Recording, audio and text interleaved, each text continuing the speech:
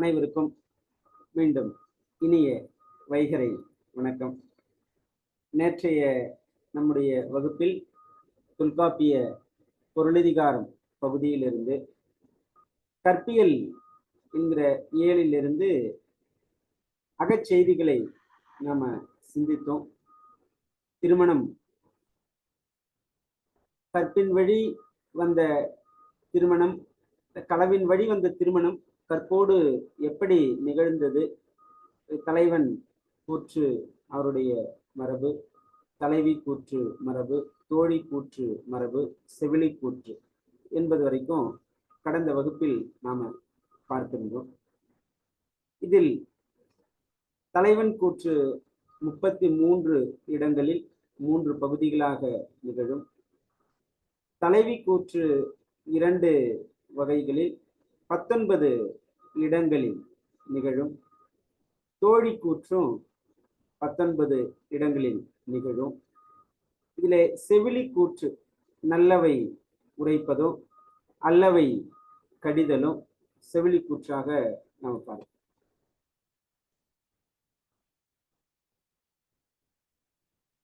இதில் அடுத்த நிலையாக நாம் பார்க்க இருப்பது காம கிளத்தியர். பெருங்குல கிடத்தி, காம கிடத்தி, காதர் பரத்து 3 நிலைகள்ல இந்த பெருங்குல கிடத்தி என்பதுதான் குலக்கிடத்தி, தலைவி. அது காமக்கிடத்தி என்பவள் இரண்டாவதாக திருமணம் செய்து கொள்ளப்பட்டவள். அதாவது காமத்தின் அடிப்படையில் வந்தவள் காமக்கிடத்தி. குல மரபின் அடிப்படையில் வந்தவள் பெருங்குல கிடத்தி. பரத்தமை நிலையில் ஒழுகுபவள் காதர் பரத்தை. இந்த 3 நிலைகள்ல நாம பார்க்கிறோம். இந்த காமக்கிடத்திய ஒருவனுக்கு ஒரு மனைவி, முதல் மனைவி தலைவி இருக்கும் போதும் இந்த காம வேட்கையை தீர்க்க வேண்டி மற்றொரு பெண்ணிடம் தலைவன் ஒழுகுகிற அந்த ஒழுக்கம்தான் காம கிடத்திக்கு உரியதா இருக்கு. சில சமயம் இந்த பெண்களை திருமணம், இரண்டாவதாக திருமணம் செய்து கொள்வதும் உண்டு, அல்லது திருமணம் செய்து கொள்ளாமல் அந்த ஒழுக்கத்தை அப்படியே கடைபிடிப்பதும் உண்டு. திருமணம் செய்து கொள்ளுகிற போது இரண்டாவது மனைவியாக இருக்கக்கூடியவர் தான் இந்த காம கிடத்தி. இந்த காம கிடத்தி 3 வகைப்படுவாங்க.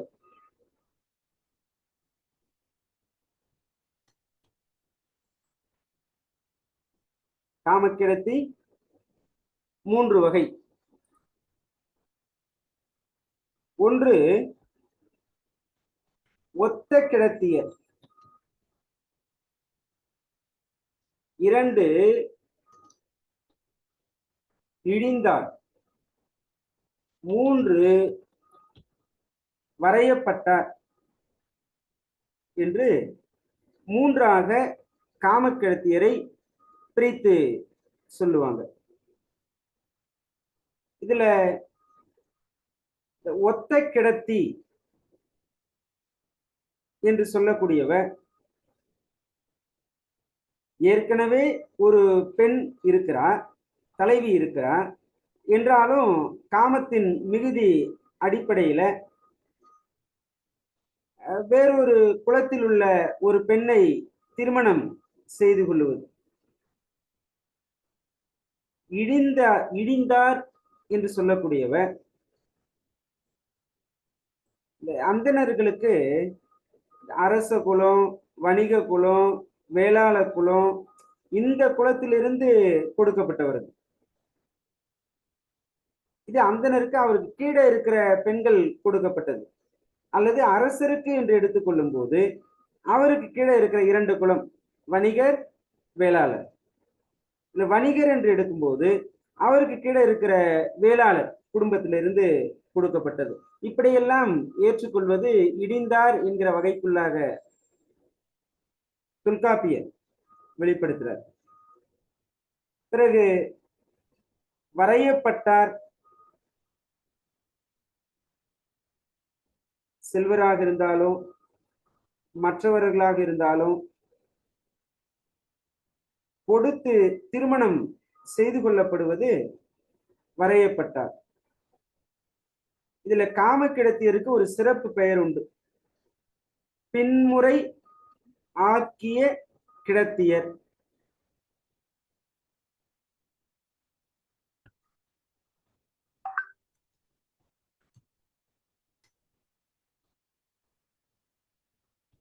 பின்முறை ஆக்கிய கிடத்தியர் என்று கிடத்தியை பற்றி குறிப்பிடுவாங்க.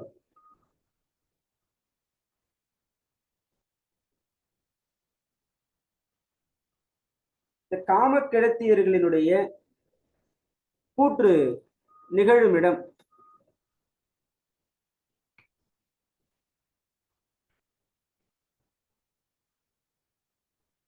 எட்டு இடங்கள்.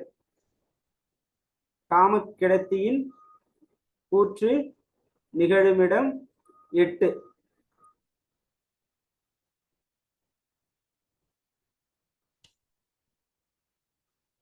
தலைவன் இந்த காமக்கிடத்தி கிட்ட சில நாளும் தலைவி கிட்ட சில நாளும் தங்கும்போது இந்த தலைவி தலைவனோடு புலத்து இருக்கும்போது இந்த காமக்கிடத்தையும் புலந்து சொல்லுவா. இந்த புலத்தெல்லாம் வெகுளுதல், கோபப்படுதல்னு அர்த்தம். ஊடல் என்றால் பொய் கோபம், புலத்தல் என்றால் வெகுளுதல், வெகுளி, காமம், வெகுளி, மயக்கம் என்று சொல்லுவாங்க.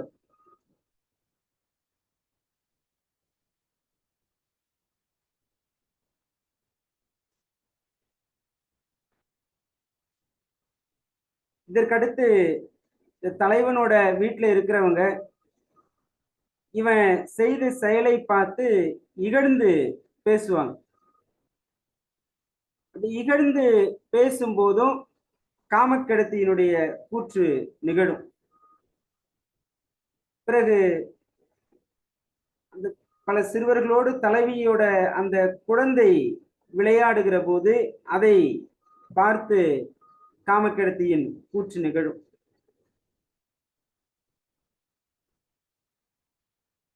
களவு ஒழுக்கத்துல மணந்து கொண்ட தலைவியோடு தலைவன் அந்த ஆறு குளம் இதிலெல்லாம் நீராடுகிற போது இவளுக்கு பொறுமை இருக்காது. யாருக்கு? காமக்கிடத்திக்கு. அந்த நேரத்தில் இவள் தன்னுடைய துன்பத்தை வெளிப்படுத்துவாள்.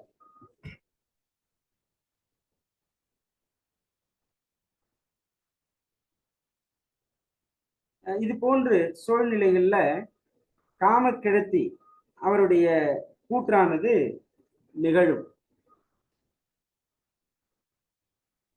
காமக்கிடத்தியை தொடர்ந்து இந்த கற்பு வாழ்க்கையில தலைவன் தலைவிக்கு ஊடல் ஏற்படுகிற போது அதை தீர்த்து வைக்கக்கூடிய வாயில்கள், அவர்களுடைய மரபு என்ன? ஏற்கனவே அந்த வாயில்கள் பற்றி தொல்காப்பியர் பேசிவிட்டார்.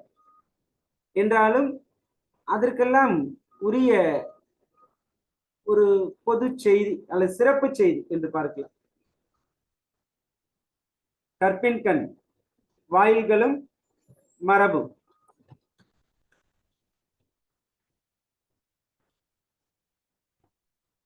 கண் என்பது 7ஆம் வேற்றுமை ஒரு இடம் என்கிற பொருளில் நாம் பயன்படுத்திட்டு இருக்கோம். கற்பில் வாயில்களும் மரபும், அதைதான் கற்பின் கண் என்கிற அளவில் பார்க்கிறோம். இந்த கற்பு காலத்துல வாயில்களாக உள்ளவர்களின் எண்ணிக்கை 12 பேர். 12 பேர்.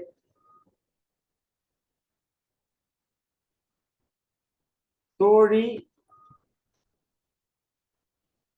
தாய்,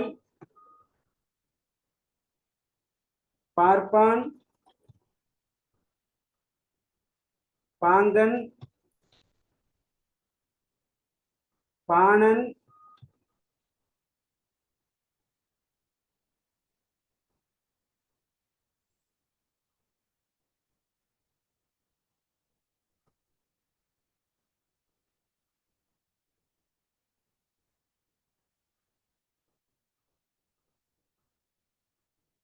பாணனை தொடர்ந்து பாடினி, பாடினி, இளையர், விருந்தினர், கூத்தர்,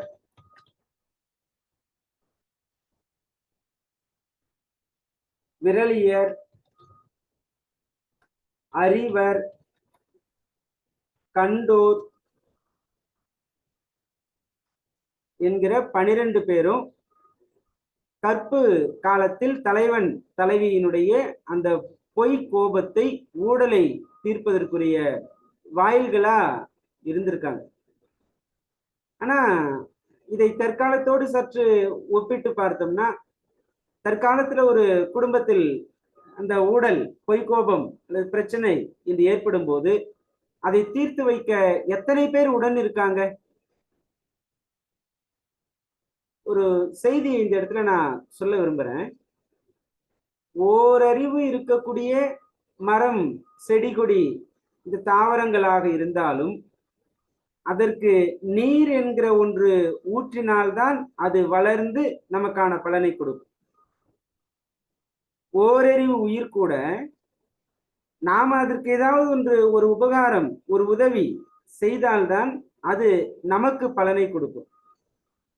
அந்த நிலையில ஒரு 6 அறிவு நிரம்பிய மானுடர்கள் தான் அடுத்தவர்களுக்கு எந்த ஒன்றையுமே செய்யாத சூழலில் அவர்களிடமிருந்து தான் ஒரு உதவியை, செயல்பாட்டை எதிர்பார்ப்பது என்பது எந்த விதத்தில் நியாயம்?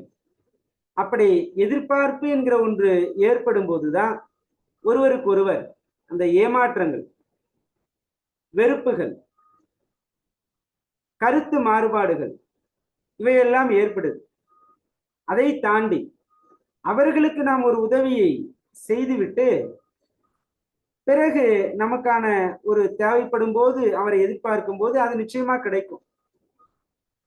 ஆனா பெரும்பாலான சூழல்கள்ல அடுத்தவர்களுக்கு, உறவுகளுக்கு எந்த ஒன்றுமே செய்யாத போது, ஆனால் கடமையின் அடிப்படையிலே அவர்கள் தனக்கு இதெல்லாம் செய்யணும், பக்கத்து வீட்டுல அவங்க இப்படி செய்யறாங்க, எதிர் வீட்டுல அவங்க இப்படி செய்யறாங்க என்றெல்லாம் அடுத்தவர்களை காரணம் காட்டி தன்னுடைய செயல்பாட்டை மறுத்து அதை எதிர்பார்க்கிற சூழல்கள்ல தான் இன்றைக்கு உறவுகள் பிரிந்து போகின்றன.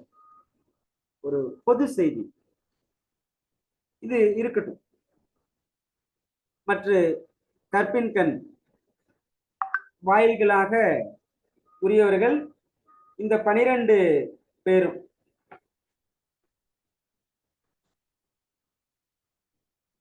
இவர்களுக்குரிய மரபு என்ன? ஒவ்வொரு செய்தியாக நாம் பார்ப்போம். இந்த 12 பேருமே தலைவன் தலைவி இருவருக்கும் ஏற்பட்ட அந்த ஊடலை தவிர்த்து மனதில் மகிழ்ச்சியை உண்டாக்குவதற்கு உரியவர்கள். இது முதல் செய்தி.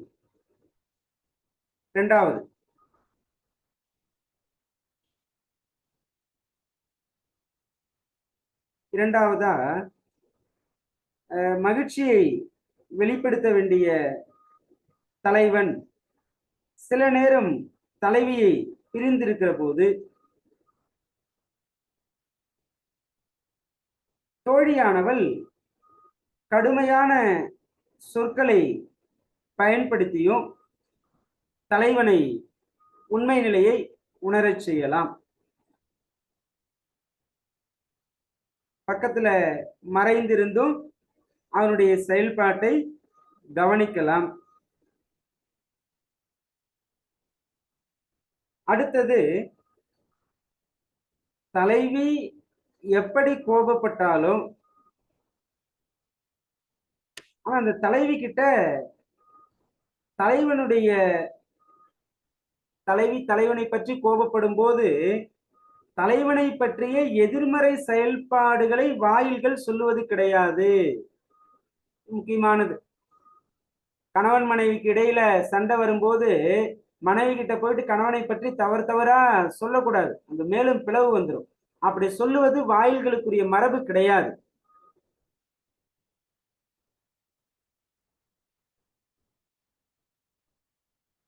அடுத்தது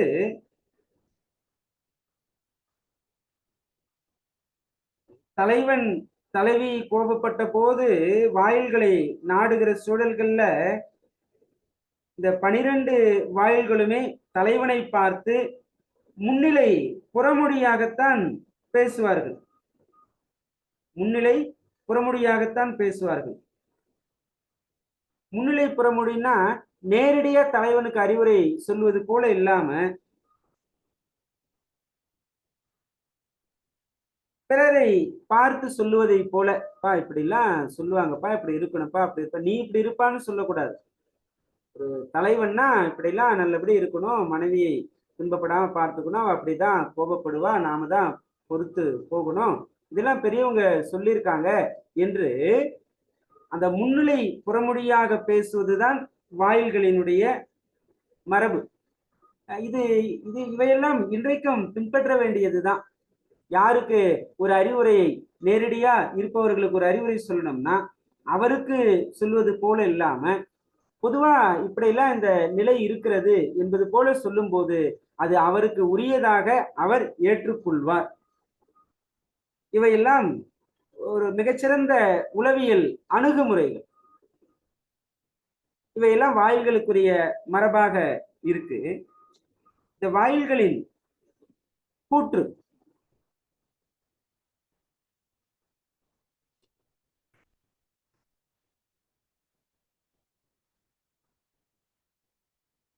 வாயில்களின் கூற்றுகள் யார் யார் என்னென்ன கூற்றுகளை எல்லாம் வெளிப்படுத்தலாம். பொதுவா எல்லோருமே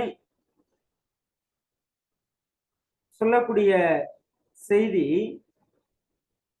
அந்த கற்பு நிலை, அதனுடைய வலிமை, அன்பு, நல்ல ஒழுக்கம், பொறுமை, அடக்கம்,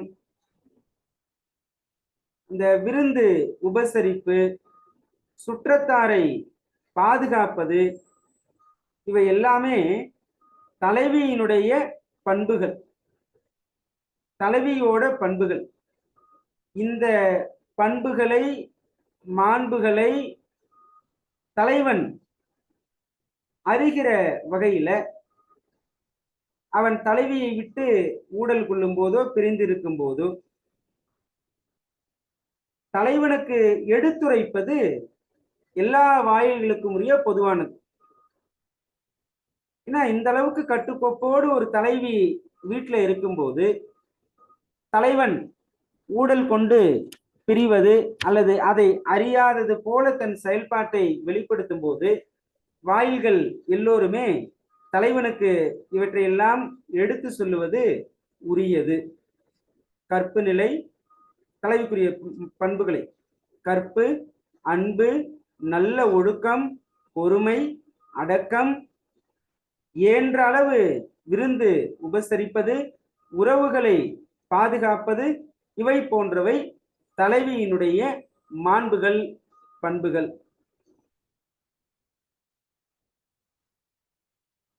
ஆக தலைவி பற்றி ஏதேனும் வினாக்கள் வருகிற போது இது போன்று அவளுக்குரிய பண்புகளை எல்லாம் குறிப்பிட்டு நாம எடுத்து சொல்லலாம். அடுத்து பார்ப்பார்.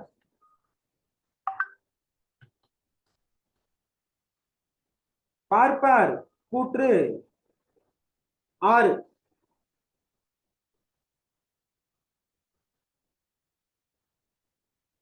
அவங்க சொல்லுவாங்க, தலைவா நீ இவளை பிரிஞ்சு போனன்னா காமம் அதிகமாயிடும், அதனால நீ உண்மையை உணர்ந்து பார், பிறகு தலைவனோட குறிப்பை தலைவிக்கு விளங்குமாறு சொல்லுவது,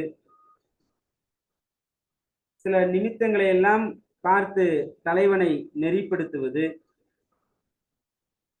தலைவன் வெளியே போயிட்டாருன்னா அவர் போயிட்டாரு அப்படிங்கிற செய்தியை வீட்டில் உள்ளவர்களுக்கு சொல்லுவது, இந்த நேரத்துல நீ பயணம் பண்ணாதப்பா, இப்போ போனோம்னா அது ஏதோ துன்பமாயிடும் என்று சொல்லி அந்த தலைவியை விட்டு தலைவன் செல்லுகிற பயணத்தை நீக்குவது, இவையெல்லாம் பார்ப்பார் கூற்று.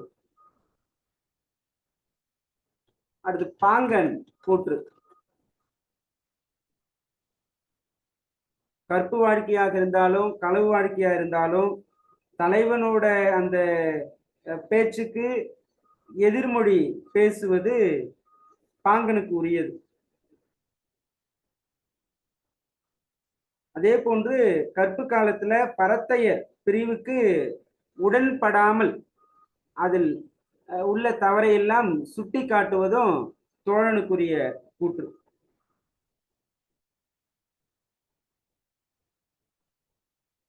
பிறகு இளையோர்.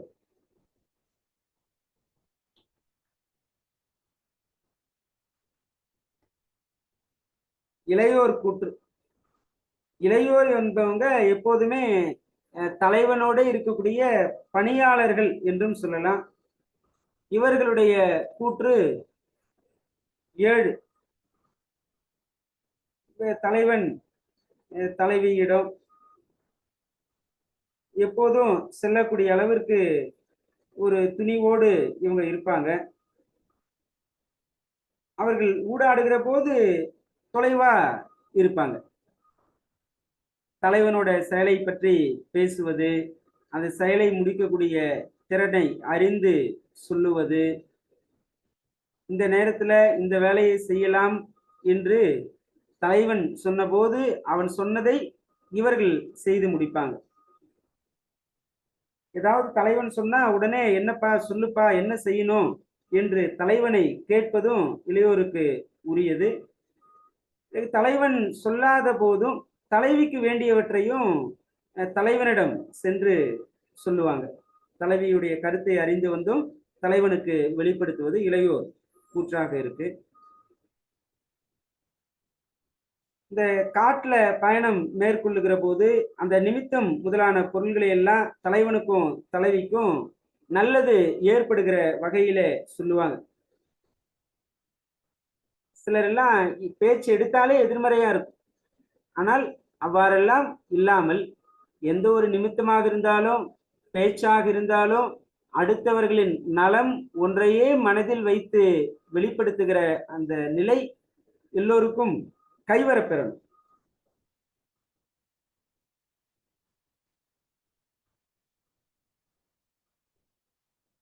சரி,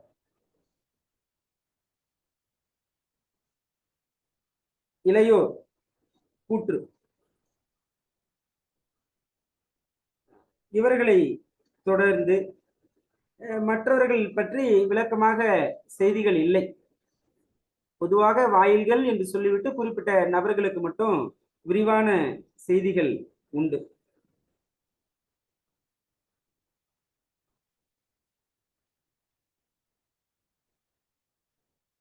இதோடு இவங்க இந்த காட்டுல பார்த்த அந்த விலங்குகள், பறவைகள் இவையெல்லாம் புணர்ந்து விளையாடுகிற அந்த நிலையை தலைவன் தலைவி 2 பேருக்குமோ இல்லை யாருக்காவது ஒரு நபருக்கோ போயிட்டு சொல்லுவதும் இளையோர் கூட்டுறாங்க. பாருங்க, அந்த விலங்குகள் அந்த பறவைகள்லாம் எவ்வளவு மகிழ்ச்சியா இருக்கு.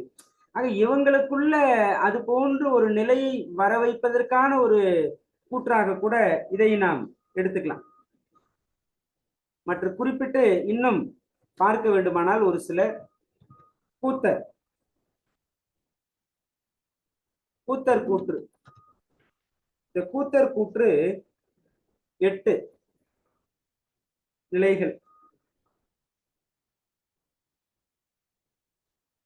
இந்த கூத்தர்கள் என்கிற ஒரு தோழமைகள் இன்பம்னா என்ன, இன்பமா இருக்கிறவங்க எப்படி நடந்துக்கணும், அதற்குரிய நிகழ்வுகளை எடுத்து சொல்லுவாங்க. அதையெல்லாம் சொல்லும்போது இவங்களை மேம்படுத்தியும் பேசுவாங்க. உங்களுடைய முன்னோர்கள் அடைந்த மகிழ்ச்சியை விட நீங்க அடைகிற மகிழ்ச்சி ரொம்ப அதிகம் என்பது போல இவர்களை மேம்படுத்தி அவர்களுடைய அந்த ஊடலை எல்லாம் நீக்கச் செய்து, கோபம் தணிஞ்சிருந்தா வாழ்க்கையில என்னென்ன பலனெல்லாம் ஏற்படும், என்ன நன்மைகள் எல்லாம் ஏற்படும் என்று உறுதியான செய்திகளை வெளிப்படுத்தி, தலைவன் ஏதாவது தவறான செயல்பாட்டுல உறுதியா இருந்தா, இல்லப்பா இது இப்படி இருக்கக்கூடாது என்று தக்கவாறு அறிவுரை சொல்லுவது, எதிர்மறையான செயல்களை தலைவன் மேற்கொள்ளுகிற போது அதை சுட்டி காட்டி இன்ன காரணத்தினால இதெல்லாம் செய்யக்கூடாது, இதை செய்தால் இன்ன விளைவுகள் ஏற்படும் என்று உரைப்பதும், அவனுக்கு ஒரு துணிவை ஏற்படுத்துவதும் இவையெல்லாம் கூத்தர்களினுடைய செயல்பாடா இருக்கிறது.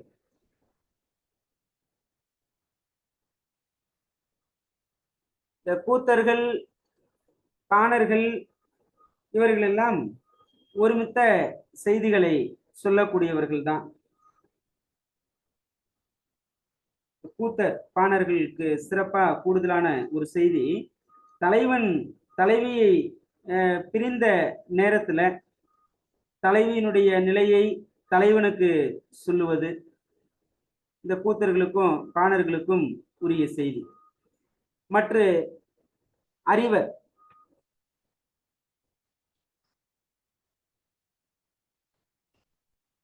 அறிவர் கூற்று,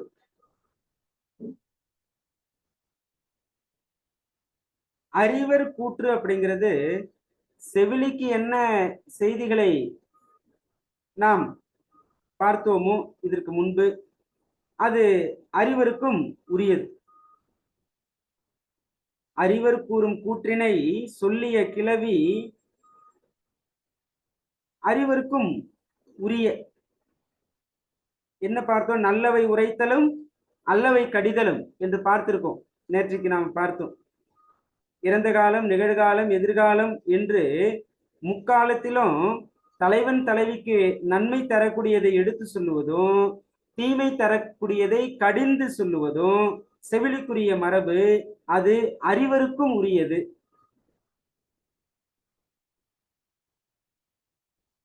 பிறகு கற்பில் பிரிவுகள்.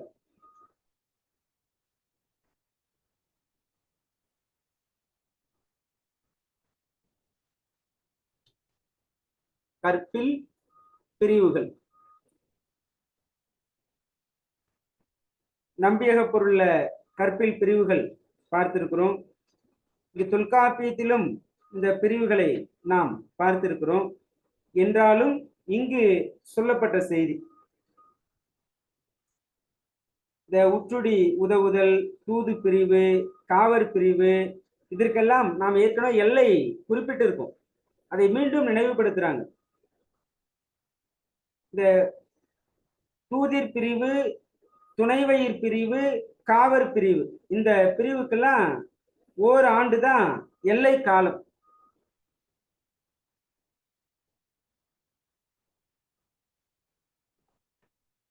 குறிப்பாக பார்க்கும்போது தூது, காவல் பிரிவு ஒரு ஆண்டு எல்லை, ஒரு ஆண்டு எல்லை. பிற பிரிவுகள், இந்த பொருள் வழி பிரிவிற்கு மட்டும் ஏற்கனவே சொல்லப்பட்டதுதான். மற்றவற்றிற்கெல்லாம் மொத்தம் எத்தனை பிரிவுகள் நாம் பார்த்திருக்கோம் கற்புல?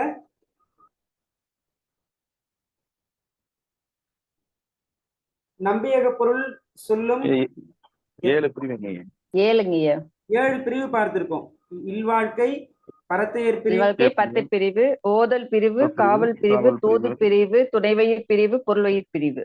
சரி சரி. இதில் இங்கு தூது காவலை மட்டும் குறிப்பிட்டு கூடுதலான ஒரு செய்தியை வெளிப்படுத்திட்டு போறாரு. பிறகு தலை மக்களுக்குரிய சில மரபுகள் வெளிப்படுத்தப்படுது. தலைமக்கள்னா தலைவன் தலைவிதான். அதை பொதுவா சொல்லுகிற போது தலைமக்கள். தலைமக்கள் மரபு.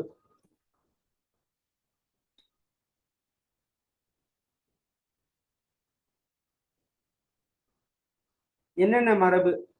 ஒன்று, தலைவன் தன்னோட ஒரு செயல் கருதி தலைவியை பிரிந்து சென்றபோது அங்கே இது போல புலம்பினான் என்று பாடல் பாட மாட்டாங்க. தலைவன் இந்த மாதிரி பொறுத்து கொள்ளாம அவத்தைப்பட்டார் அல்லது புலம்பினார் என்று பாடல் பாடப்பட மாட்டாது. அதே நேரம் அவன் செயலில் வெற்றி அடைந்து விட்டால் அப்போது தலைவியை நினைத்து அவளுடைய வருத்தத்தை நினைத்து பேசுவது உண்டு. ஆனால் வெற்றி பெறும் வரைக்கும் தலைவியை நினைத்து புலம்புவது, பொறுக்க முடியவில்லையே என்று ஏங்குவது இதெல்லாம் கிடையாது. காரணம், அந்த வினையை வெற்றிகரமா முடிக்கணும். சரி, மற்ற அடுத்து இரண்டாவது மரபு.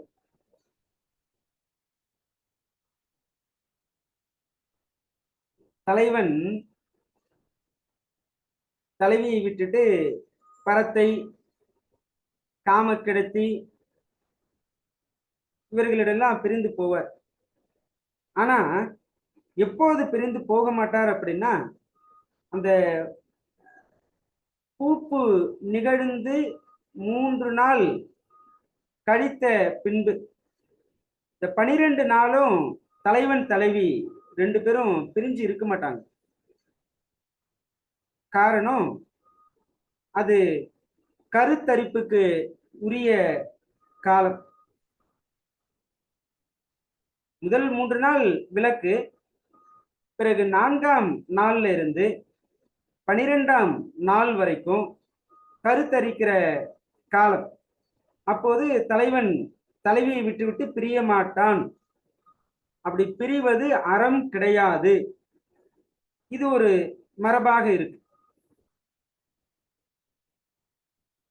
என்ன, அந்த குறிப்பிட்ட காலத்துல தலைவன் தலைவி ஒன்றா இருக்கணும், வருகிற மக்கட்பேரை சிறப்பாக வெளிப்படுத்தணும். இது போன்ற நிலைகள்ல தான் உரையாசிரியர்களும் அந்த காலத்துல அவங்க பிரிஞ்சு போறது மரபு கிடையாது என்று ஒரு கூடுதல் செய்தி. இதை நான் அவர்கள் சொன்ன செய்தியாக மட்டுமே பதிவு செய்கிறேன். அதை தாண்டிய உண்மைகள் எல்லாம் இருக்கு, ஆனா அதற்கான இடம் இது இல்லை.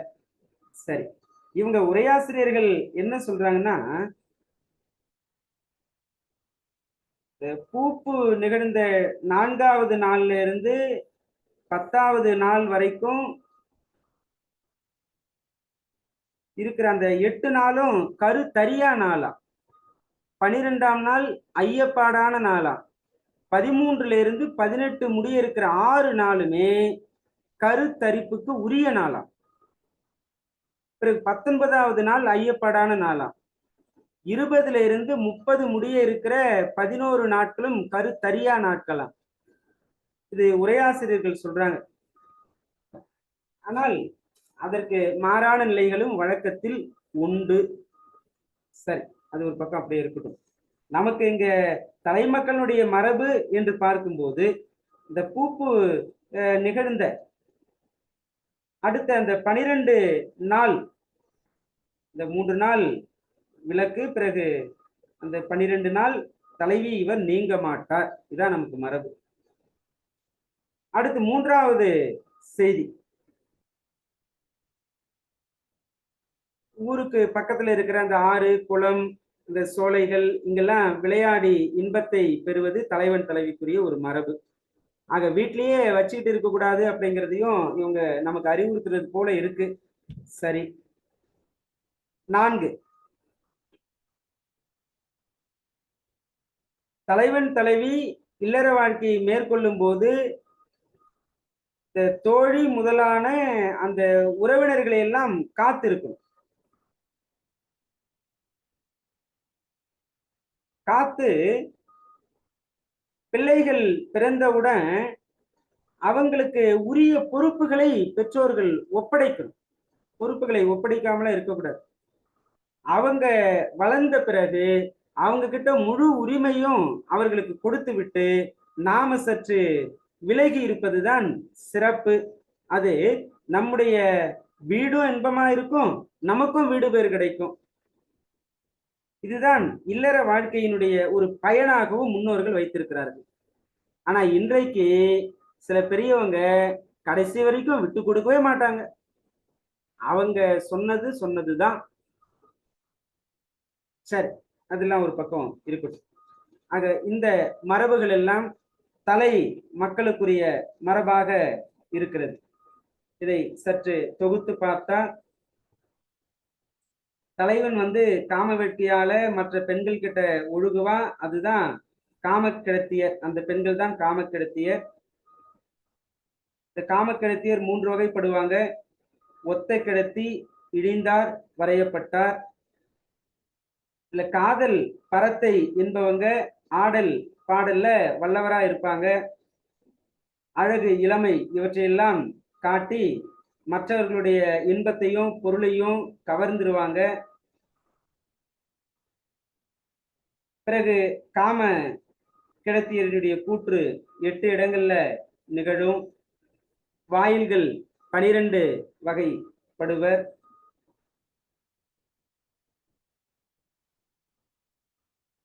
தலைவன் தலைவி இருவர்கிட்டையும் மன மகிழ்ச்சியை ஏற்படுத்துவதுதான் வாயில்களினுடைய தலைமையான ஒரு கடமை. பிறகு தலைவனுடைய பண்புகள் என்னென்ன என்று பார்த்தோம். இந்த கற்பு, அன்பு, நல்லொழுக்கம், பொறுமை, அடக்கம், விருந்து உபசரிப்பு, பிறகு உறவுகளை பாதுகாத்தல், இது போன்றவை எல்லாம் தலைவியின் பண்புகள், மாண்புகள். பார்ப்பார் கூற்று 6, இளையோர் கூற்று 7, கூத்தர் கூற்று 8.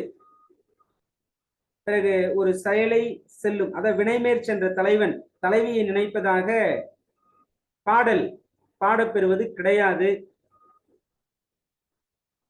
பிறகு அந்த பிரிவுக்கு ஆண்டு பார்த்தோம். தூது காவல் பிரிவுக்கு 1 ஆண்டு, ஓதர் பிரிவுக்குலாம் ஏற்கனவே நம்ம பார்த்திருக்கோம் 3 ஆண்டு, படிப்புக்கு 3 ஆண்டு. பிறகு இல்லறத்தோட பயன் என்பது சிறந்ததை வெளிப்படுத்துவது. இல்லறத்தின் பயன் நன்மக்கட்பேறு தானே. தொடர்ந்து நாம பொருளியல் சிந்தனைகளை பார்ப்போம்.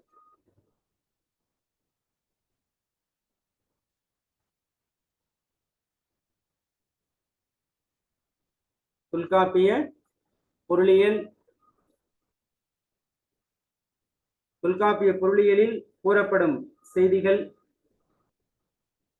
பொருள் இயைபும் காம பொருண்மை கிளவியும்,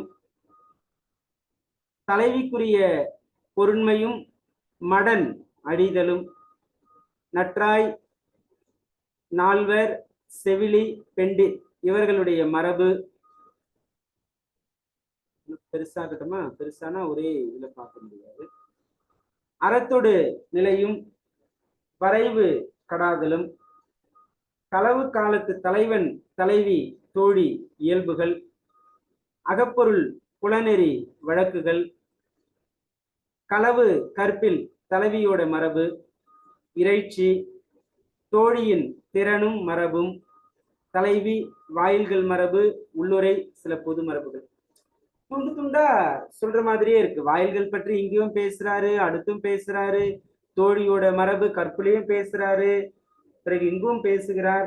ஆனா ஒட்டுமொத்தமா இந்த பொருளியல் என்கிற பகுதி எடுத்துக்கிட்டோம்னா, இதற்கு முன்பு சொல்லப்பட்ட செய்திகளிலிருந்து விடுபட்ட செய்திகளை சொல்லுகிற அளவிலே இந்த பொருளியல் என்கிற ஒன்று அமைக்கப்பட்டிருக்கு. இதனால இந்த பொருளியலை அகச்செய்திக்குரிய ஒழிபியல் என்று எடுத்துக்கொள்வாரும் உண்டு. தொல்காப்பிய பொருளதிகாரத்துல 5வது இயலாக இருக்கு. பொருளோட இயல்பு என்ன என்று உணர்த்தது.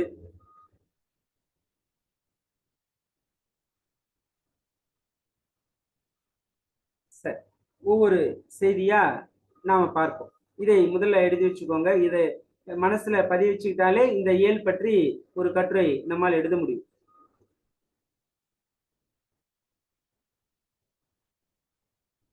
பொருளியலில் கூறப்படும் செய்திகள் இவ்வளவுதான்.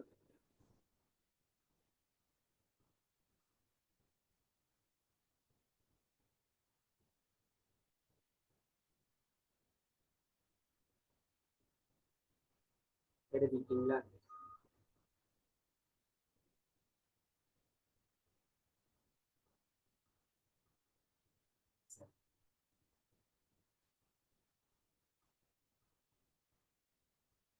முதல்ல பொருள் எய்பும் காம பொருண்மை கிளவியும்.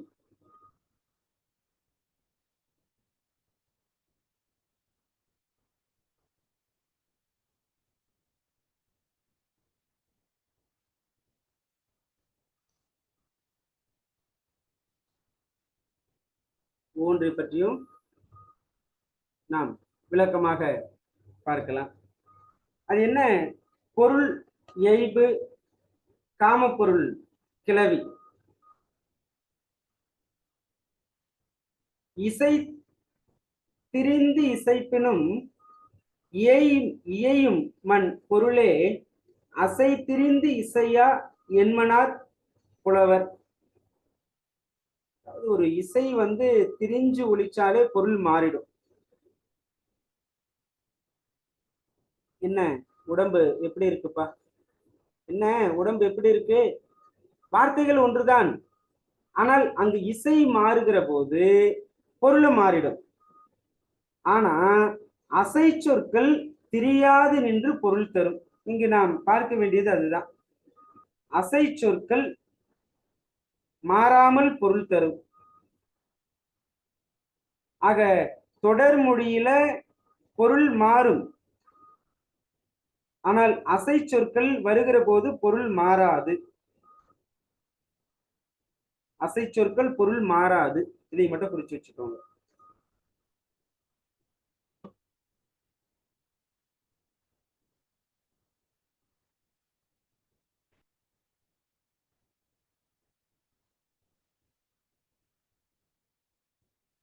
சரி,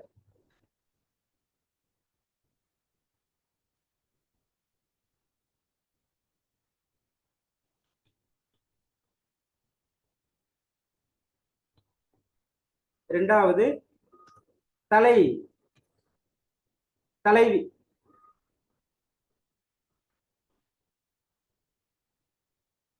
தலைவிக்கு உரிய அந்த பொருண்மை, இந்த மடமை என்கிற அந்த தன்மை மாறுவது. இது ஒரு 3 நூற்பால இந்த செய்தியை அவர் வெளிப்படுத்துறாரு. என்ன செய்தின்னா, இந்த தலைவியோட அந்த நிறம் தலைவன் பிரிந்த காலத்துல மாறும். அப்படி மாறுகிற போது அந்த உறுப்புகள் எல்லாம் அந்த பிரிவை உணர்ந்திருக்கின்றன என்பது போல வெளிப்படுத்துவது. இது தலைவிக்குரிய ஒரு பொருள். இந்த பசலை நோய் என்பது போல அது ஒரு நிறம், அவ்வளவுதான்.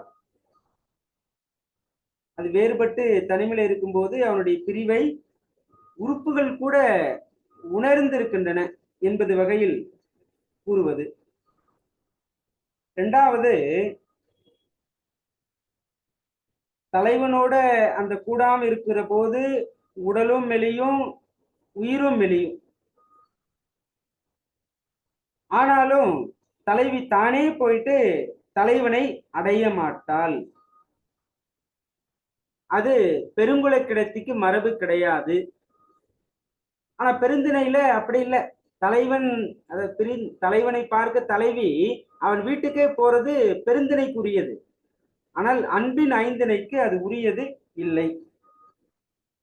உடலும் உயிரும் வாடிய காலத்திலும் கிழவனை கிடத்தியானவள் சென்று அடைவது இல்லை. மூன்றாவது, அதுவே மனதளவில் தலைவி தன்னுடைய தலைவனோடு சேருவது உரியது. மனதளவுல தலைவன் பிரிந்த போது மனசிலேயே தலைவனை நினைத்து அவனோடு சேர்ந்து இருப்பதாக கூறுவது உண்டு. நெஞ்சோடு சேரலாம், ஆனால் நேரடியாக தலைவனை தலைவி சேருகிற மரபு இல்லை.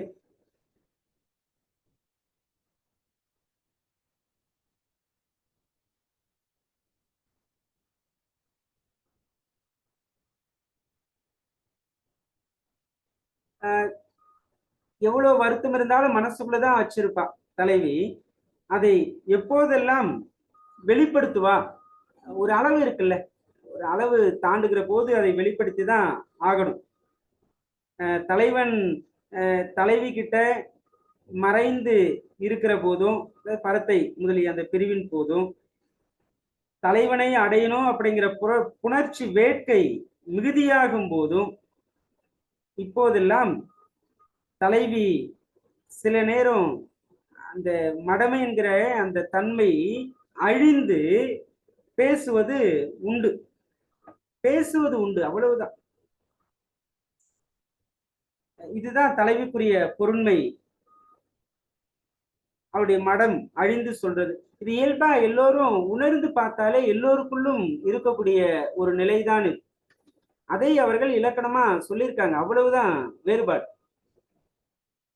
நற்றாய், நால்வர், செவிலி, பெண்டிர், மரபு.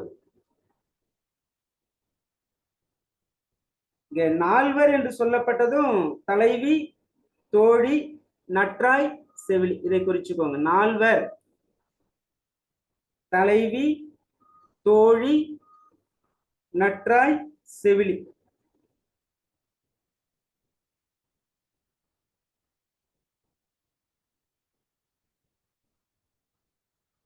தலைவன் தலைவி அவங்க எப்படி கனவுல தன்னுடைய துணையை பார்த்து பேசுவாங்களோ, அதே போல தலைவி தலைவனோடு உடன் சென்ற காலத்துல நற்றாய் கனவு கண்டு சொல்லுவதும் உண்டு. இது போல நடப்பது போல இருக்கு என்று நற்றாய்க்கு கனவுல தெரியுமா. பொதுவாகவே உள்ளார்ந்த அன்பு யாருக்கு இருந்தாலும், அவங்க எவ்வளவு தொலைவாக இருந்தாலும், அவங்களுக்கு நடக்க போகிற ஒரு துன்ப நிலை, பிரிவு நிலை அடுத்த அன்புடையவருக்கு தெரிஞ்சிடும். அது பெற்றோர் பிள்ளை உறவாக இருந்தாலும், கணவன் மனைவி உறவாக இருந்தாலும், நட்புகளாக இருந்தாலும், அந்த உள்ளொத்த அன்பு இருக்கிற போது தன்னுடைய அன்புக்குரியவருக்கு ஏற்படுகிற துன்பம் அடுத்தவருக்கு தெரியும். பிறகு அந்த நால்வர்கள் என்று பார்த்த அந்த தலைவி, தோழி, நற்றாய், செவிலி, இவங்களுக்குரிய செய்தி.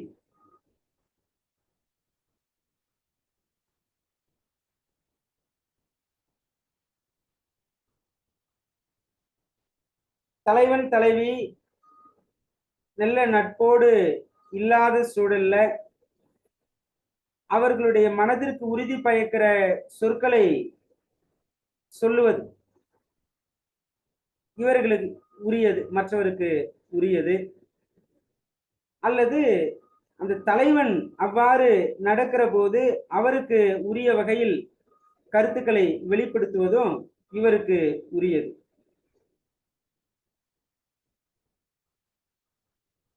பால்கெழு கிளவி நால்வர்க்கும் உரித்தே நட்பின் நடக்கை ஆங்கலன் கடையே. சரி, இந்த உயிர், இந்த மனசு, இந்த நாணம், மடப்பம், இவையெல்லாம் தலைவி, தோழி, நற்றாய், செவிலி இவங்களுக்கு உரியது. பெண்களுக்குரிய அந்த குணங்கள் உயிரும் நானும் மடனும் என்று இவை செயற்தீர் சிறப்பின் நால்வர்க்கும் உரிய. உயிர், நாணம், மடப்பம் இவை தலைவி, தோழி, நற்றாய், செவிலி இவர்களுக்கு உரியது. இந்த வினாக்கள்ல இந்த செய்தியை கொடுத்து விட்டு கூட கேட்கலாம்.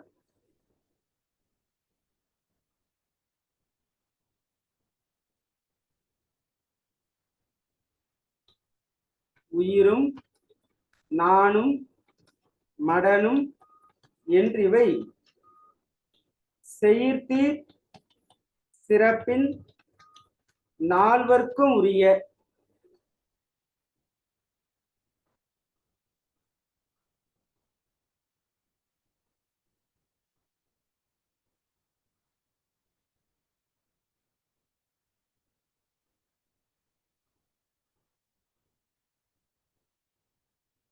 பிறகு இந்த தூது இலக்கியத்திற்கு தோற்றுவாயா ஒரு செய்தி இங்கு உண்டு. தொல்காப்பியத்துல பிற்கால இலக்கியத்திற்கான தோற்றச்சூழல் மிகுதியா இருக்கு. அந்த வகையில் அந்த செல்லா மரபின் அவற்றோடு கெழிகி செய்யா மரபில் தொழிற்படுத்து அடக்கியும், இதுல தூது இலக்கியம் வெளிப்படுத்தப்படுகிறது.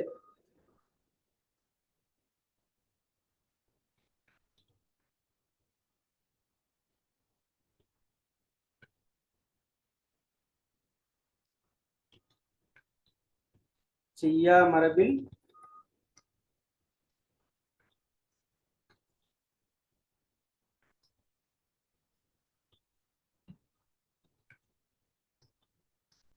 தூது இலக்கியம் பெறப்படுகிறது என்பது குறிப்புக்காக.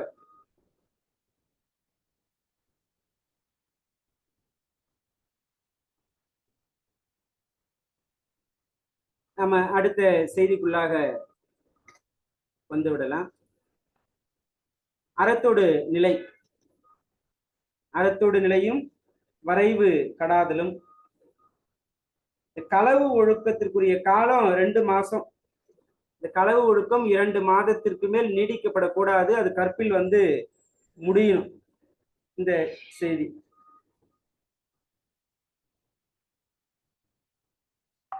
களவு ஒழுக்கம் கற்பு ஒழுக்கமாக மாறுவதற்கு துணை நிற்பதுதான் அறத்தோடு நிலை.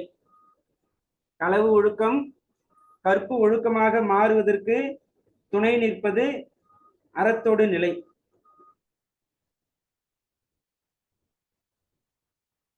இந்த அறத்தோடு நிலை என்பதற்கு வேறு பெயர்களும் உண்டு. அரண் அழியாமை நிற்றல்,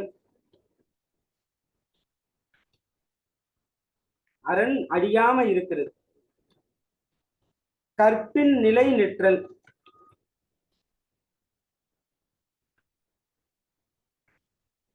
எல்லாமே அறத்தோடு நிற்றல் என்பதை குறிக்கும்.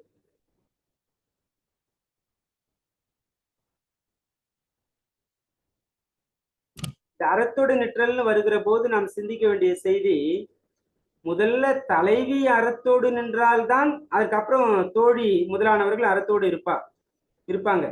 தலைவி அறத்தோடு நிற்கலன்னா பிறகு தோழி என்பவள் மட்டும் அறத்தோடு நிற்கிற நிலை கிடையாது. தலைவிக்கு அந்த விருப்பம் இருந்தால்தான் தோழி முதலானவர்கள் எல்லாம் அதை தொடர்ந்து பின்பற்றுவாங்க.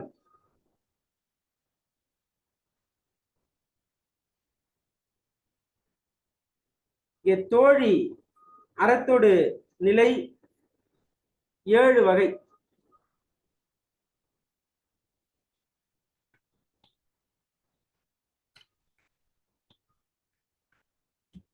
தோழி யாருக்கு அறத்தோடு நிற்பாங்க? செவிலிக்கு. அங்க தோழி சொல்லுவாங்க, நேரடியா சொல்லாம தலைவன் வந்து ரொம்ப எளிமையானவம்மா என்று சொல்றது, அவனை உயர்த்தி பேசுறது, தலைவியோடு கொண்ட அந்த விருப்பத்தை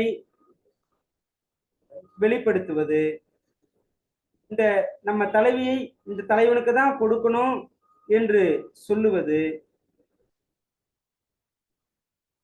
பிறகு அந்த வெறியாட்டம்லாம் நிகழ்த்தும் போது அமைதியாகவே இருப்பது, இது போன்ற நிலைகள்ல தோழி அறத்தோடு நிற்பா.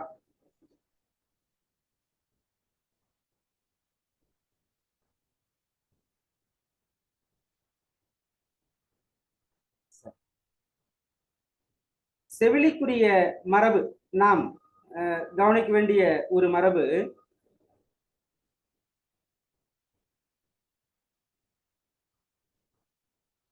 தலைவி தலைவன் மீது கொண்ட அந்த அன்பு, அந்த விருப்பம்,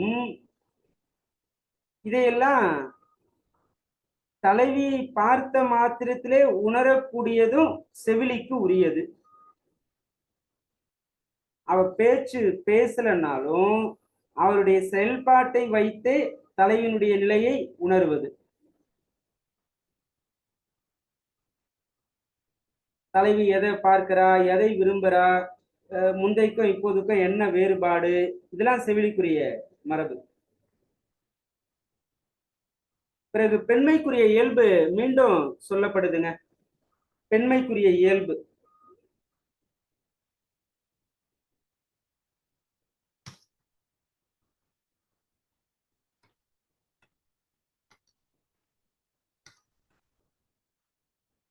நேரம் ஆகுது.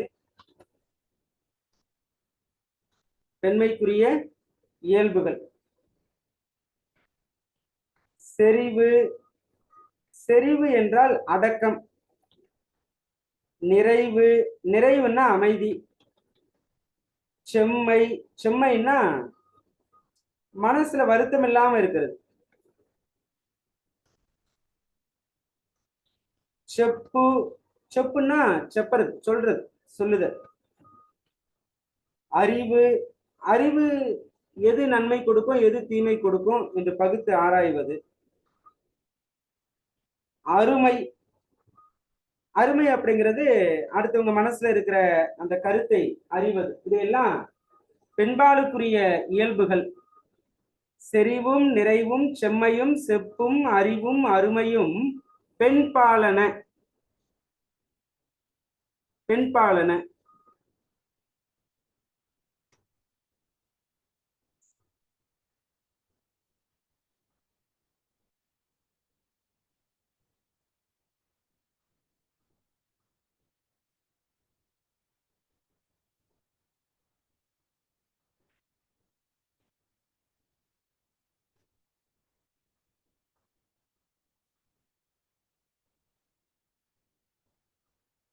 மற்றும் முடிச்சிடலாம், இந்த செய்தியை முடிச்சிடலாம் இன்னைக்கு.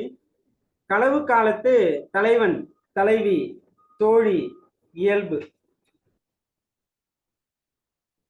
சில குறிப்பிட்ட செய்திகள் தான். களவு காலத்துல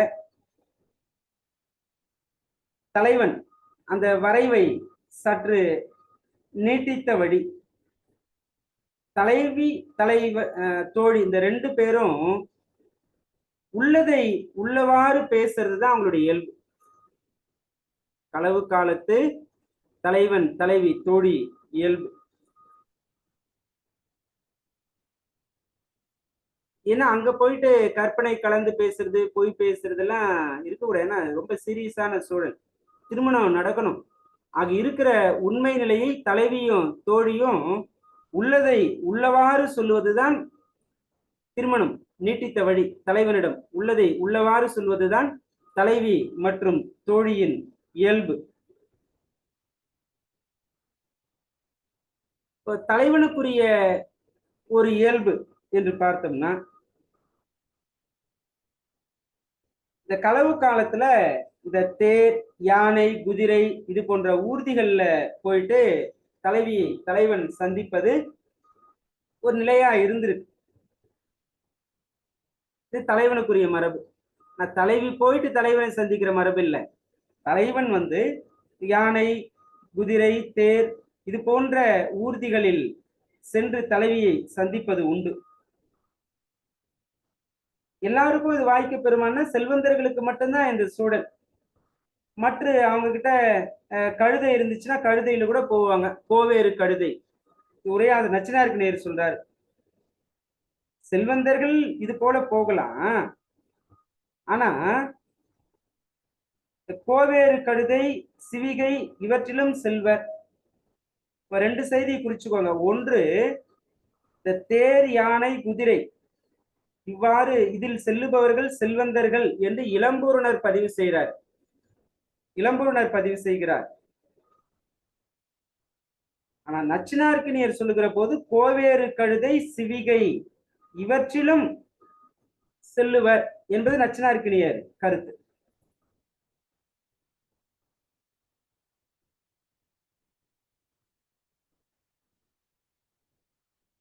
மற்ற அவங்க பேச்சு பொதுவாகவே பேசும்போது சாப்பிடுதல் என்கிற நிலை இல்லாத பொருள் கூட என்ன சாப்பிடுச்சு என்று பேசுறது உண்டு. இன்னைக்கு இந்த படம் பார்த்தோம்ப்பா, இன்னைக்கு நாள் முழுமையும் சாப்பிட்டுடுச்சுப்பா, என்னோட நேரத்தெல்லாம் இந்த படம் சாப்பிட்டுடுச்சுப்பா என்று நாம சொல்றோம் இல்ல. படம் போயிட்டு நம்முடைய நேரத்தை சாப்பிடுமா? அதே போன்றுதான் இங்க பசலையால் என்னுடைய அழகு உண்ணப்பட்டது என்று சொல்றது. பசலை அப்படிங்கிறது அது ஒரு நிறம், அவ்வளவுதான். அது எதையும் சாப்பிடாது. இப்படியெல்லாம் சொல்றது ஒரு மரபு, அந்த கருத்தை வெளிப்படுத்தக்கூடிய ஒரு மரபு நிலை, அவ்வளவுதான்.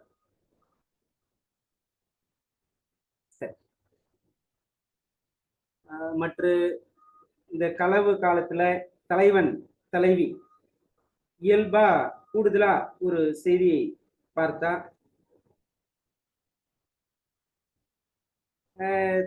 தலைவியை அவங்களோட உறவுகள், குறிப்பா தாய் தந்தை இவர்கள்லாம் சில நேரம் காவல்ல வச்சிருவாங்க. அந்த நேரத்துல தலைவிக்கு வருத்தம் அதிகமாயிடும், வெளியே போக முடியாது. இப்படி இருக்கும்போது தலைவன் பொருள்வயிர் பிரிதல் வேண்டும் என்கிற ஒரு மரபு இருக்கு. காப்பு கை மிகும் போது தலைவனா பெற்றோரை சந்திக்கும் போது என்ன வசதியோடு இருக்காருன்னு வெளிப்படுத்தணும்ல. ஆக பொருள்வயிர் பிரிதல் உண்டு. இது ஒரு வழி தனத்திற்கும் உரியது என்பது இளம்பூரணர் கருத்து. காப்பு கைமிகும் போது ஒரு வழி தனத்தல் உண்டு என்பது இளம்பூரணர் கருத்து. ஒரு வழி தனத்தல்னா தலைவன் தலைவியை பிரிந்து செல்லுவது. இந்த பொருளியலை ஒழிபியல் என்று எடுத்துக்கொள்ளலாம் என்பது இளம்பூரணர் கருத்து. இளம்பூரணர் கருத்து இந்த பொருளியலை அகச்செய்திக்குரிய ஒழிபியல் என்று சொல்லுவது தவறு கிடையாது என்கிறார் இளம்பூரணர்.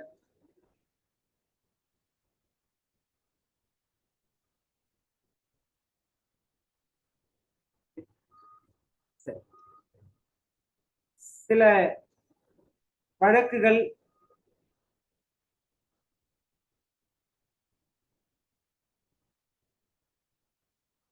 உலக வழக்கு, நாடக வழக்கு, இவையெல்லாம் ஏற்கனவே நான் பார்த்ததுதான். பிறகு புலன் நெறி வழக்கு, இது செய்யுள் வழக்கு, பாடல் பாடக்கூடிய செய்யுள் நெறி வழக்கு. இதெல்லாம் கடந்த வகுப்புகள்ல நம்ம பார்த்தோம். உலக வழக்கு, நாடக வழக்கு, புலனெறி வழக்கு. இந்த புலனெறி வழக்கு என்பது செய்யுள் வழக்கு. இதுல அகம் பாடுவதற்கு உரிய பாவாக களி, பரிபாட்டு என்கிற இரண்டை அவர் வெளிப்படுத்துறார்.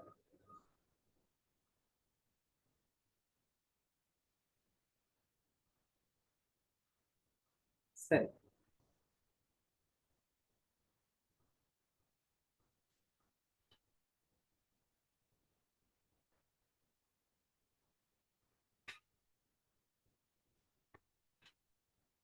முக்கியமான செய்திகளை பார்த்துவிட்டு இதை நிறைவு செய்திடலாம்.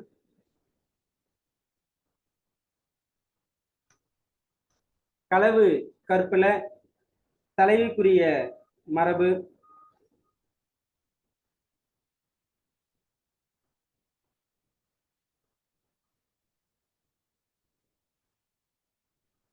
தலைவனை பிரிந்த சூழல்ல வருத்தம் அதிகமாயிடுச்சுன்னா வீட்டுக்குள்ளாகவே தலைவி வருந்துவது,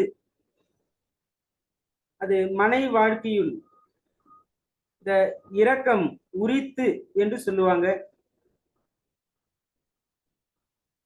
களவு சூழல்ல அதுவே கற்பு காலத்துல வருகிற போது தலைவன் தலைவியை விட உயர்வானவனாக இருக்கிறார். ஆனாலும் அப்படி உயர்ந்த தலைவனும் தன் தலைவி கிட்ட பணிந்து இருப்பதெல்லாம் உண்டு. இது நாம் ஏற்கனவே பார்த்த செய்தி தான். எப்பன்னா அந்த புலவு காலத்துல மனை உயர்வு கிழவோனும் பணிவும் உண்டு. மற்ற இறைச்சி பற்றியும் நாம் கடந்த வகுப்புகளில் பார்த்திருக்கிறோம். இங்கு தொல்காப்பியர் என்ன சொல்றாருன்னா, இறைச்சிதானே உரி புறத்ததுவே, இறைச்சிதானே உரி புறத்ததுவே.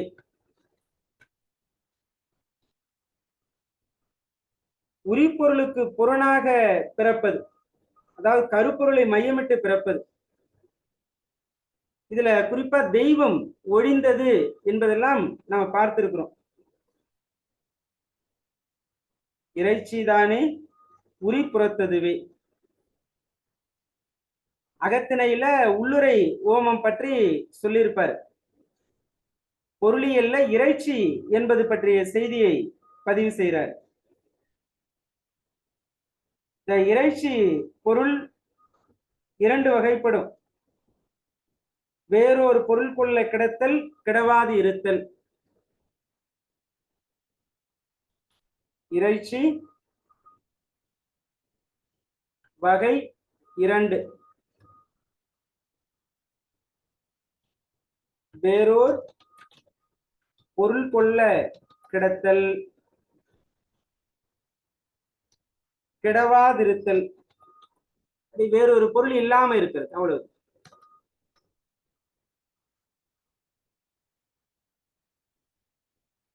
வேறொரு பொருள் உள்ள இருக்கிறது, உள்ள இல்லாம இருக்கிறது. இது இறைச்சி.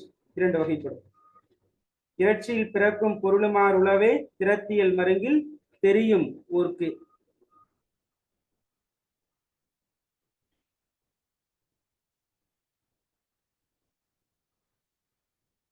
பொதுவாகவே இதையெல்லாம் தலைவன் தலைவி பிரிவு காலத்துல ஒருவரின் அன்பை ஒருவர் உணர்வுமாறுதான் அந்த கருப்பொருளை மையமிட்டு இந்த இறைச்சி பொருள் கூறப்பெற்று இருக்கும்.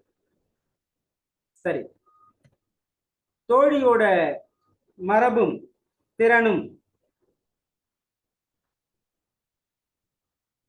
களவு காலத்துல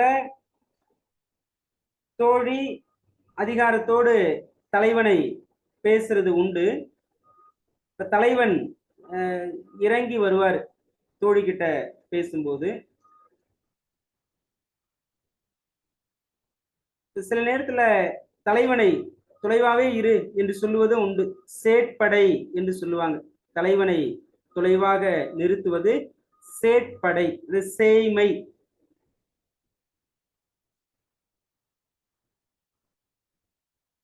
இதுவே கற்பு சூழல்ல வருகிற போது தோழி தலைவனிடம் பணிந்து பேசுவது உண்டு.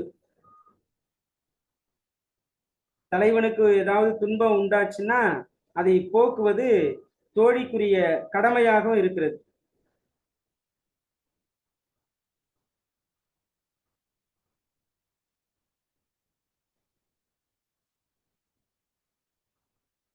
அங்காங்க சிதறி சிதறி ஒரு கருத்து, தோழிக்குரிய மரபு செய்தி ஒவ்வொரு பகுதியெல்லாம் தொகுத்து நாம எழுதி வச்சுக்கணும். தலைமக்கள் வாயில்கள் இவர்களுக்குரிய ஒரு மரபு கருத்தை இறுதியா இங்க பதிவு செய்யறாரு. உயர்மொழி கிளவி, உரழும் கிளவி, ஐய கிளவி, ஆடுவிற்கு உரித்தே. ஆடுன்னா தலைவன்.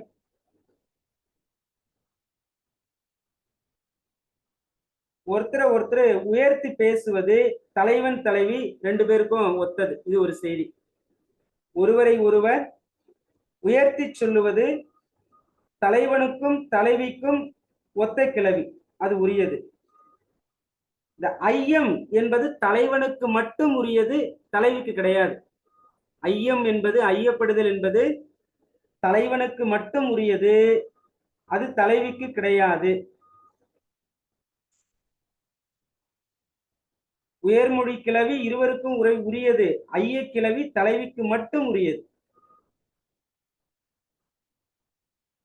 தலைவனுக்கு மட்டும். அது பார்த்துக்கோங்க. தலைவி கிட்ட ஐய கிளவி கிடையவே கிடையாது. முடிவான செய்தி அது. வாயில்கள் ஏற்கனவே நம்ம 12 பேரு பார்த்திருக்கோம். அவங்க கருத்துக்களை சொல்லும் போது வெளிப்பட அவர்கள் கருத்துக்களை சொல்லும் போது கேடு துன்பம் இல்லாமல் இருக்கணும். துன்பத்தையே பயக்கக்கூடாது. இதுதான் வாயில்களுக்குரிய மரபு. துன்பத்தை அவங்க ஏற்படுத்தினா அவங்க வாயில்களே கிடையாது. சரி, இறுதியா உள்ளுரை. இது பற்றி நாம ஏற்கனவே படிச்சிருக்கோம். இந்த உள்ளுரை என்பது 5 வகைப்படும். டிஆர்பில கேட்கப்பட்ட கேள்வி. உள்ளுரை வகை 5.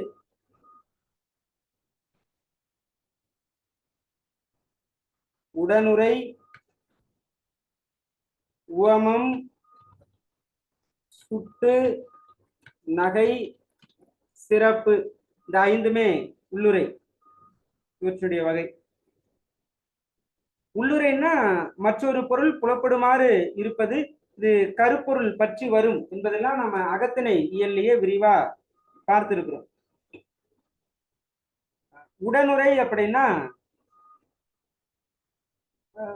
ஒன்று சொல்லுவதன் வழி அதனுடன் மற்றொரு பொருள் வெளிப்படுவது உடனுரை. நாம ஓமையை சொல்லி ஓமைக்கப்படுகிற பொருள் தோன்றுமாறு செய்தால் அது ஓமை. ஒரு பொருளை சுட்டி மற்றொரு பொருளை வெளிப்பட செய்தால் அது சுட்டு. நகை மொழி ஒரு நகைப்பினால மற்றொரு பொருள் வெளிப்படுமாறு செய்வது அது நகை. இதற்கு சிறந்தது இதுதான் என்று சொல்லுவதன் வழி மற்றொரு செய்தியை பெற வைப்பது சிறப்பு. ஆக உள்ளுரை என்பது 5 வகைகளில் சொல்லப்பெறும். உடனுரை, ஓமம், சுட்டு, நகை, சிறப்பு.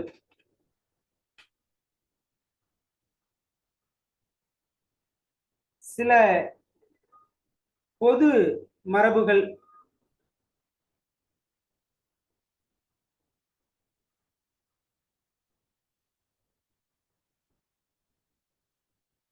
சில விஷயத்தை மாணவர்களுக்கு சொல்லி காட்டும் போது காட்டலாக பொருள் அப்படின்னு சிலதையெல்லாம் சொல்றாரு தொல்காப்பியர். காட்டல் ஆகா பொருள். இடையில எப்போது நின்னது?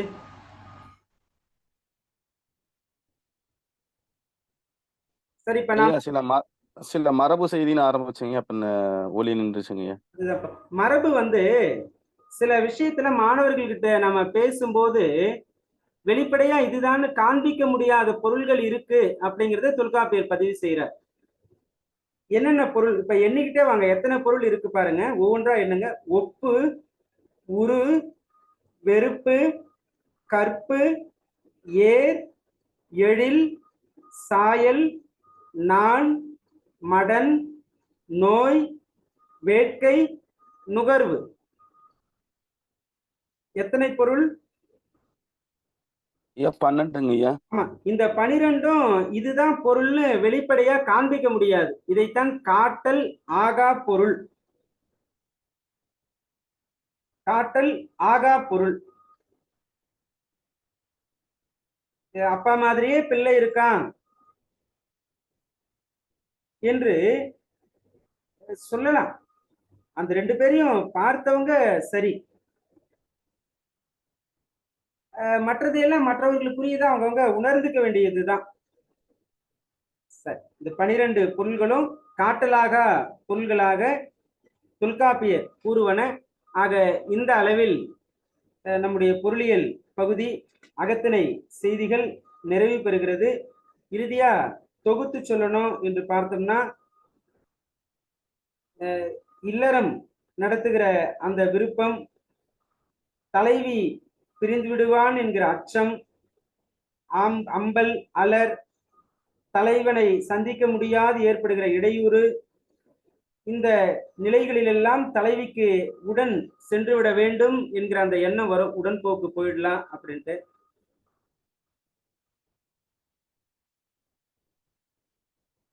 வருத்தம் குறைந்த போது மன வாழ்க்கைக்குள்ளாக சற்று இரக்கம் ஏற்படும். மனைவி உயர்வும் கிழவோன் பணிவும் அந்த புலவு காலத்துல ஏற்படும். கற்பு காலத்திலையும் தலைவன் தலைவியோட நலத்தை பாராட்டுவான். தலைவி வேறொருத்தியோட குணத்தை சொல்லி அடுத்த ஒரு பெண்ணை புகழ்ந்து அதன் வழி தலைவன் தான்கிட்ட எந்த அளவுக்கு காதல் இருக்கு அப்படிங்கிறதையும் தெரிஞ்சுப்பான். இதுதான் புறமொழி பேசி தெரிஞ்சுக்கிறது. பிறகு இறைச்சி பார்த்தோம். இறைச்சி தானே உரி புறத்ததுவே. இது 2 வகைப்படும். வேறொரு பொருள் கொள்ள கிடத்தல், அவ்வாறு கிடவாது இருத்தல் என்று.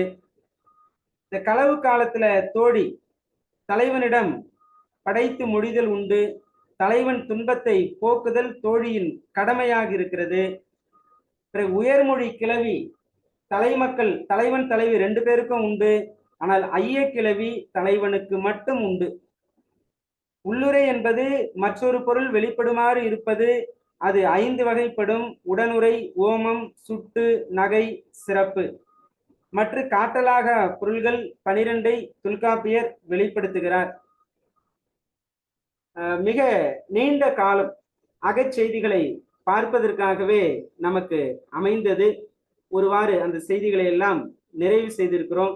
அடுத்த கட்டமா தேர்வு பகுதி வருகிற போது மீண்டும் இதை முழுமையா மனதிற்குள் பதிய வச்சிடணும். இந்த அளவில் இன்றைய வகுப்பை நிறைவு செய்கிறோம்.